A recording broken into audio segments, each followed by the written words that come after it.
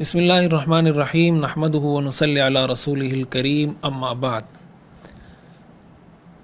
حضور علیہ الصلاۃ والسلام نے ارشاد فرمایا، من صلی للہ 40 یوما فی الجماعہ یدرک التکبیرۃ الاولی کتب لہ براءتان، براءۃ من النار و براءۃ من النفاق۔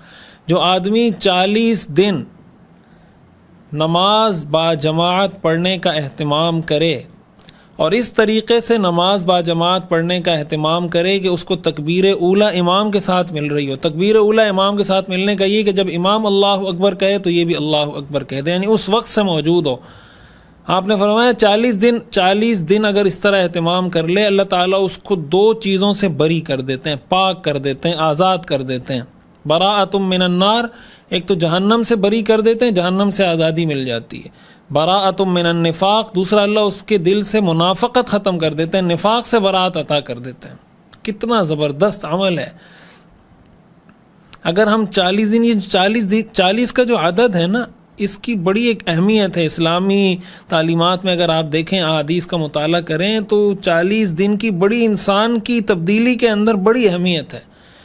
حضور علیہ الصلاۃ والسلام نے اس کی بڑی فضیلت بیان فرمائی ہے۔ ہم جہنم سے نجات حاصل کرنا چاہتے ہیں، ہم نفاق سے نجات حاصل کرنا چاہتے ہیں۔ ابھی آپ نے یہ کلپ سنا، یہ بات آپ سن رہے ہیں، آپ ابھی سے نیت کر لیں، عزم کر لیں کہ انشاءاللہ میں نے 40 دن با جماعت تکبیر اولی کے ساتھ نماز پڑھنی ہے۔ اپنے بچوں کو اس کا عادی بنائیں کہ بیٹا آپ نے اگر 40 دن تک با جماعت تکبیر اولی کے ساتھ ساری نمازیں پڑھی، میں آپ کو 2000 روپے انعام دوں گا، میں آپ کو سائیکل لے کر دوں گا، میں آپ کو یہ چیز لے کر دوں گا۔ اپنے بچوں کو اس طریقے سے، حدیث میں آتا ہے نا، مروا اولادکم بالصلاۃ وہم ابناء 7، 7 سال کے ہوں تو نماز کا حکم دو، 10 سال کے ہو جائیں نماز نہ پڑھیں ان کو تنبیہ کے لیے مارو۔ قرآن میں آتا ہے وَأْمُرْ أَهْلَكَ بِالصَّلَاةِ، اپنے گھر والوں کو نماز کا حکم دو۔ وَكَانَ يَأْمُرُ أَهْلَهُ بِالصَّلَاةِ، وہ اپنے گھر والوں کو نماز کا حکم دیتے تھے۔ انبیاء کی یہ صفت ہے، اپنے گھر والوں کو نماز کا حکم دیا کرتے تھے۔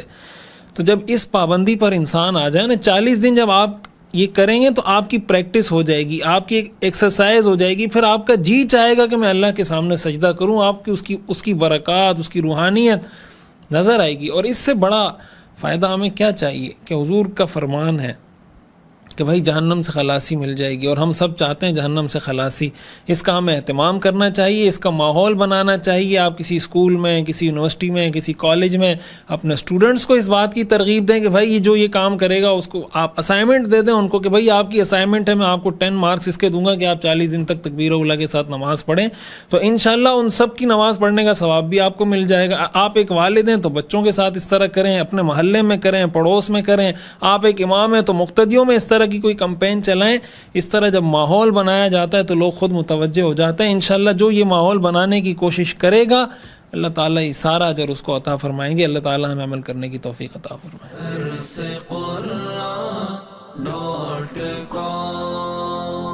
www.darsequran.com